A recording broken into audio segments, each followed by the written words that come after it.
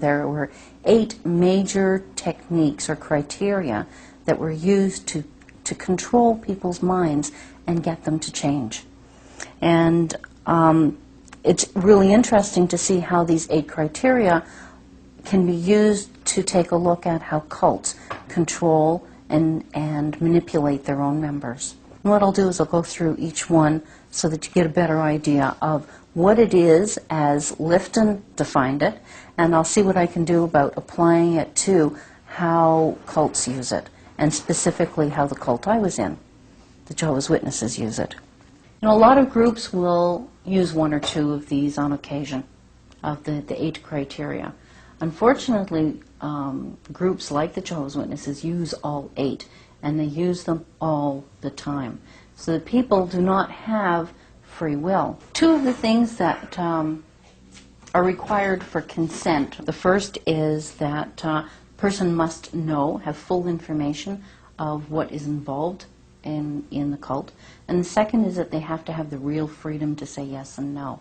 And the reality is most cults do not fully disclose all of the rules to prospective members. They wouldn't say to somebody, well, if you join Jehovah's Witnesses, you'll never be able to celebrate holidays again, and if a family member leaves the group, you will never be able to talk to them again. The fact that there isn't that full disclosure, a lot of people are basically manipulated into thinking they're joining something different than what they actually get.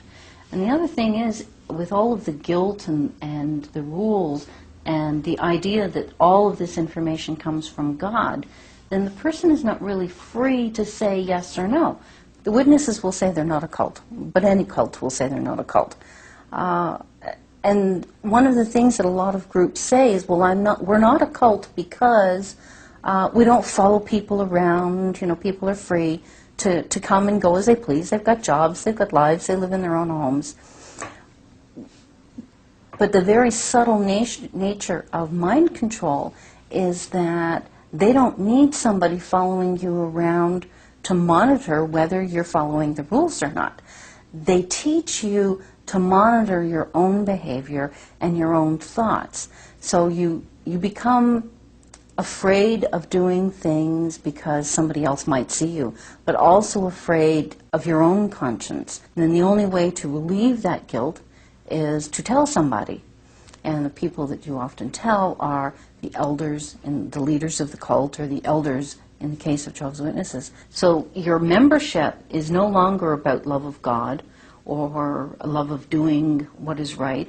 It becomes about fear of breaking rules. They lose their individuality. But they also lose their ability to think. You don't say, well, wait a minute, this doesn't make sense. You just accept that that's the way of things. I'd say about 80–90% of my friends had been abused before they became witnesses. And this sets up a particular dynamic for the love bombing. People who have been abused and, suffer from post-traumatic stress disorder.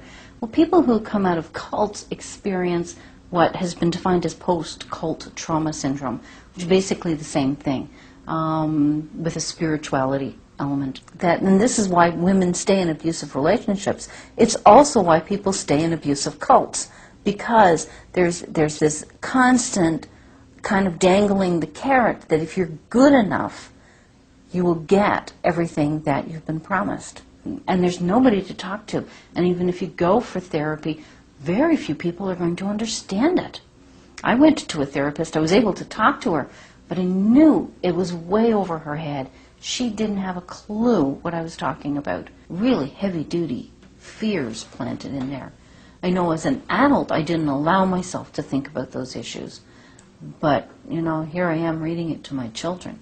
Despite the denials of the organization that abuse doesn't exist within the organization, I'd say it's probably rampant because, who do you go to if you're, it's an old boys gang, even, within the congregations. They're only going to report what doesn't reflect badly on the organization. Let's face it, an elder or any brother in the congregation is abusing his family, it's not going to appear too great if it hits the media. My one-time mistake, which turned out to be a rape, wound up being, reason for disfellowshipping. And his 15 years, there's not even a note in his files about it.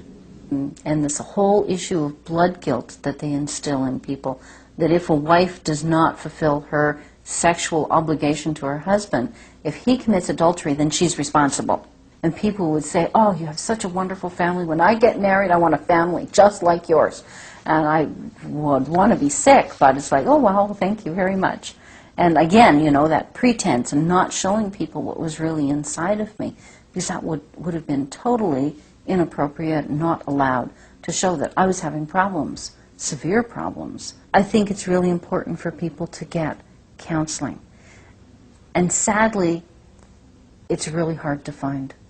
Very, very few people understand the dynamics of abuse, never mind the dynamics of spiritual abuse. There needs to be a crossover there, where the two, you can begin to see the psychological impact of something that comes from religion. Spiritual abuse can be emotional, physical, psychological, sexual. It can be any of those, but there's an added element of using a higher power, higher authority, God, or however that is defined by a group, whether it's the individual saying, I am God, or, like the witnesses, this governing body is the mediator between people and God. So there's this added element of spirituality or higher power that is used to control and manipulate people. And in doing so, it robs people ultimately of their spirituality. Because if somebody's controlling it, then you don't have your spirituality anymore.